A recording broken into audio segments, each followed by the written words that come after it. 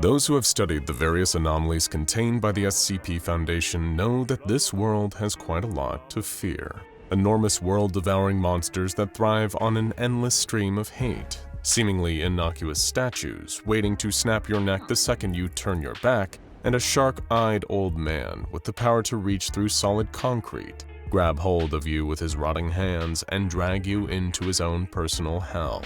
SCP-106 can pop into our world whenever he wants, but like many of the most efficient predators, he has his own designated lair, a pocket dimension where he can pull his prey and trap them in a horrifying game of cat and mouse that only ever ends one way, in a painful, prolonged end. We all know what SCP-106 uses his pocket dimension for, but what if some of the other anomalies at the Foundation had a pocket dimension of their very own? A tiny parallel reality that they could shape in their image and use it for whatever they wanted. What might that look like?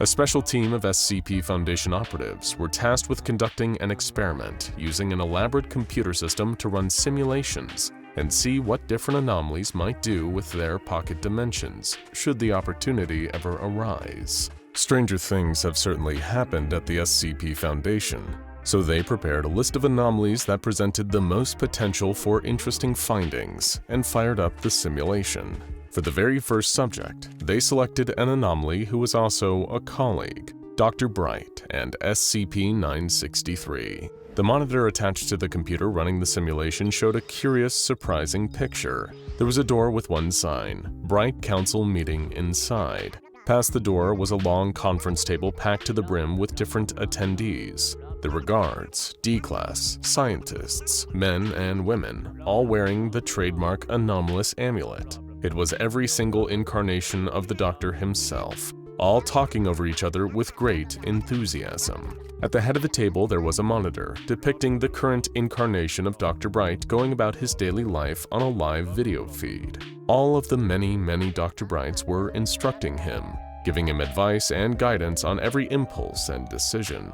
Some Dr. Brights were brandishing pies, others chainsaws, and others were drawing schematics for laser guns and catapults. The Council of Brights was working together, devising pranks, schemes, and general tomfoolery. The research team all agreed that Dr. Bright could never learn about this simulation result, lest he try to recreate it himself. Next, they inputted details about SCP-5094, Miss J's WizKid Schoolhouse, the anomalous computer program capable of teaching anyone about any subject. With a triumphant beep, the computer announced that it had rendered a simulation of what Miss J's pocket dimension might be. It was a classroom, decorated in bright colors and cutouts of various numbers and letters. On the wall, motivational portraits were displayed, including kittens grabbing onto the rungs of a ladder with the slogan, "Hang in there." There were bookshelves all along the walls, filled to the brim with books. At the chalkboard, a three-dimensional version of Miss J herself was standing with her signature ponytail and bright green vest, a piece of chalk in her hand. The desks were all empty, but she had a chipper smile on her face and was waiting for students to come in and learn at any minute. On the board, she had written,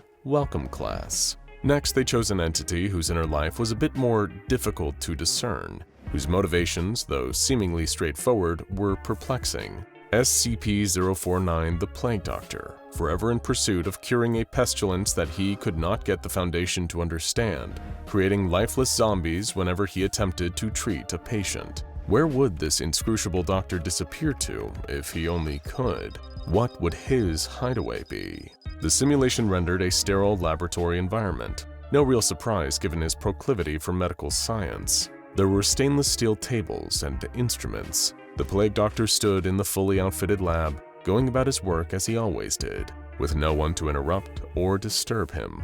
On the desk in the corner sat a pile of medical texts, a vase filled with lavender flowers and fresh water, and a generous glass of rich red wine. There was everything here that he could possibly need. What about a pocket dimension for an entity that already had everything it could possibly want? Something so content, so happy with its everyday life, that it had no need or desire to escape. SCP-999 lived as a pampered pet, a sort of Foundation mascot, with its every wish for tasty treats or playtime met. Still, they inputted the tickle monster's information into the simulation to see what it might come up with. What it rendered looked like something out of Willy Wonka and the Chocolate Factory. It was a wide open field beneath a bright blue sky, filled with sunlight and fluffy white clouds. The landscape, however, was not the greenery and nature one might expect to see, but instead was made up entirely of candy and other sweets. Boulders made of toffee, a lake of melted chocolate, lollipop trees, and cotton candy bushes as far as the eye could see. Nestled within the candy landscape was an elaborate playground, more of an amusement park than the usual row of swings and a plastic slide. There was a miniature Ferris wheel, a ball pit, and an obstacle course that SCP-099 could bounce around and navigate. Every simple, childlike joy was present in this place. Pure sweetness, happiness, and light. For a creature as good as SCP-099, they would expect nothing less. Next up was the deadly statue that moved only when out of sight, SCP-173. It took the researchers a moment to understand what they were seeing when they took a look at its dimension. At first they thought that perhaps the simulation had somehow crashed. After all, they were looking at a pitch-black screen. Then they realized they were seeing what its dimension would look like after all. The perfect place for SCP-173 to retreat to would be somewhere cloaked in absolute darkness, where no one could keep an eye on the statue and stop it from moving as it pleased. Here it would be free to hunt and take lives as much as it wanted, keeping unsuspecting humans in suspense as they waited for the sound of grinding stone to betray that the end was near. The researchers all shuddered and glanced over their shoulders just in case. Since they were already feeling unsettled, they decided to take it one step further and see what SCP-682 might create for itself. What could be home for the creature that hates everything? They were horrified to see a bleak, stony landscape where the massive reptile was devouring everything in sight. Humans, plants, animals, none were safe from being snapped up in its deadly jaws. That wasn't the worst of it though. When it had finished consuming everything, SCP-682 opened its mouth and coughed all of its victims back up, miraculously resurrected and unharmed. Then it began to do it all over again, ripping, tearing, and clawing at all the living things around it in an endless cycle of despair. One researcher began to feel sick and had to flee the room. The rest pressed on, if a bit paler than they had been moments before. Since the vibes in the room were already as bad as they could possibly get, one researcher suggested they keep the momentum going and try out another highly hostile anomaly, the possessive mask itself, SCP-035. What sort of cursed reality could the simulation come up with for the malicious mask, a being that, though it could not move on its own, seemed to radiate an almost unstoppable evil? The monitor showed a rendering of an ornately decorated castle with a medieval European sensibility, gold decor, and rich red velvet curtains, dots of black and red like blood and black goo on everything. On the walls, elaborate tapestries were hung depicting the traditional comedy and tragedy masks that SCP-035 resembled. There was a stained glass window toward the back of the room, depicting SCP-035 with a full human body, sitting atop a golden throne, a crown on its head. In the very center of the room, there was SCP-035 in a position matching the stained glass window. At its feet, dozens of people dressed in rags were kneeling in supplication to their ruler. The mask was smiling. Of course that awful thing would want to make itself the king of its own private castle, forcing others to serve its every whim. Time to shift gears to something completely different. SCP-2662, also known as Cthulhu. Despite the creature's intimidating appearance, he was overall a relatively polite being. What would his chosen sanctuary look like? SCP-2662's simulated pocket dimension was a far cry from the luxury of SCP-035's. There were no riches here, no opulent displays of wealth and power. It was the opposite. The room depicted resembled a standard studio apartment, with a bed, a couch, a television, and a kitchenette. Every up-to-date game console, and some that didn't exist yet, could be seen throughout the room, and posters for various video games and action and sci-fi movies adorned the walls. There were stacks and stacks of games ready to be played, as well as an extra-large beanbag chair positioned directly in front of the TV screen. There, SCP-2662 sat, gaming happily. The room had no windows and no visible door either. No way for strangers to intrude on his peaceful, private leisure time. Up next on the list was SCP-953, the polymorphic humanoid. But when the simulation rendered her pocket dimension, she was nowhere to be seen. There was a beautiful landscape, like something out of a painting, of what appeared to be an idyllic location in rural Korea. There was vibrant green grass, a light blue sky dotted with delicate wisps of clouds, and a clear trickling stream. There was a man lying by the stream, basking in the sunlight, though he didn't look like any anomaly the research team recognized. They were checking him for the telltale fox ears or tail that indicated a shapeshifted SCP-953, when suddenly, a figure emerged from the water. A woman with long dark hair, wearing a white dress, and with those oh-so-familiar ears poking out from her scalp. She stretched her sharp claws wide and snapped her fingers. Suddenly, the landscape changed. The sky went dark, the clouds replaced with fox eyes glaring down from the heavens. The stream flowed red with blood, and the grass became a carpet of gnarled orange fur. The man scrambled to his feet in a desperate bid for escape, but SCP-953 jumped on him before he could so much take a step away from her and began to torture him gleefully. The screen went red, as if with blood. The researchers definitely needed a palate cleanser after that nightmarish vision, so they selected a much more wholesome entity from the list for the next round. SCP-2295, the Patchwork Bear, that so deeply wanted to heal the world and help the sick and hurting. Its simulated dimension resembled an ordinary doctor's office waiting room, with chairs, a check-in desk, and some toys and books for bored patients of all ages. There was one difference, however. Everything in the room was made from scrap fabric and yarn, materials the bear could use to patch a potentially infinite number of troubles. This was a place where the bear could bring anyone in need of its help and treat them to the best of its ability. But what about an anomaly that was not sentient, or at the very least one whose sentience was very much up for debate? The team selected SCP-914 for the next simulation. Inputting the details of 914, or the Clockworks, resulted in an image of a small factory with large metal doors. Inside, all manner of unidentifiable machinery worked in tandem to rearrange and reconfigure various items. There were different conveyor belts, each marked according to one of the Clockworks settings: coarse, rough, 1-to-1, fine, and very fine. Perhaps one researcher posited this pocket dimension was not theoretical at all. Maybe this was where items went when they disappeared into the machine's intake booth. Then again, who could be certain how exactly an item like SCP-914 really worked? Next was SCP-073, or Cain.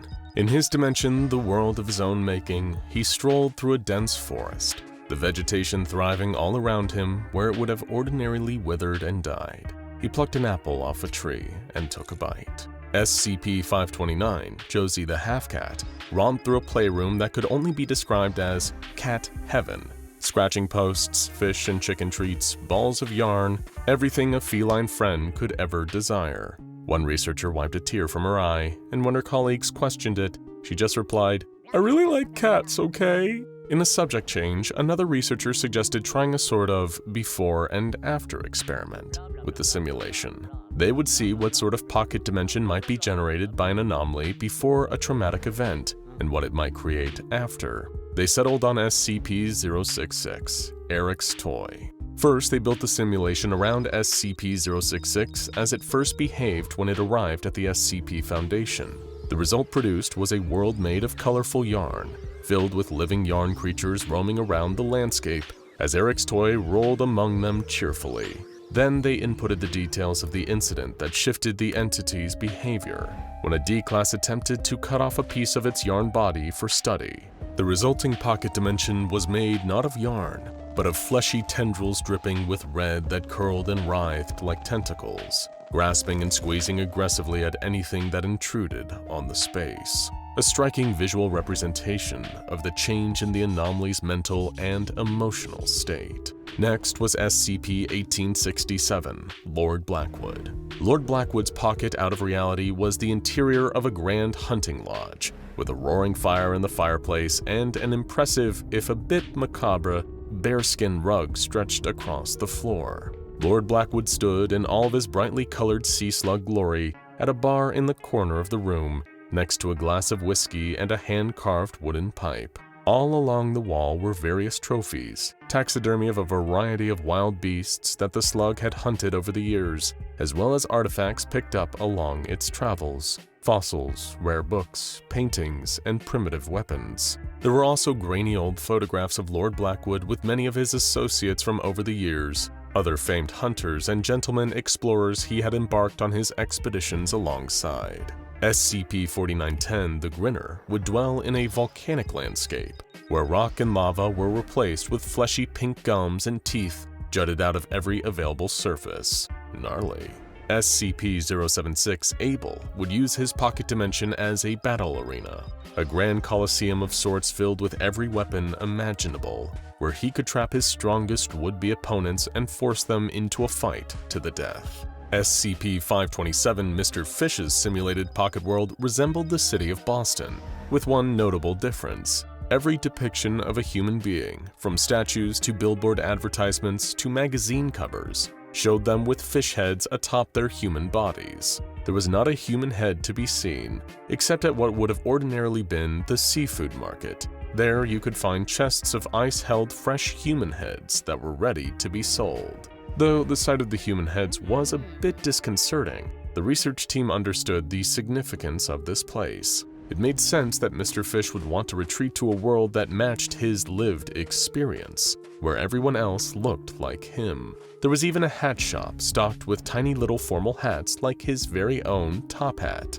If SCP-2800 Cactus Man had a place between realities that belonged exclusively to him, it would be an underground superhero hideout. The room depicted on the monitor resembled the Batcave, but with all of the bat-themed decor replaced with cactus-themed items instead. There were also several large Saguro cacti planted in pots throughout the space, as well as several Cactus Man costumes in glass cases ready to be worn. SCP-294, the coffee machine, would have a secret world filled with every liquid substance known to man, and several still undiscovered, floating through the air but somehow never mixing together. Any beverage anyone could ever ask for would be there, just waiting for the right order to come in.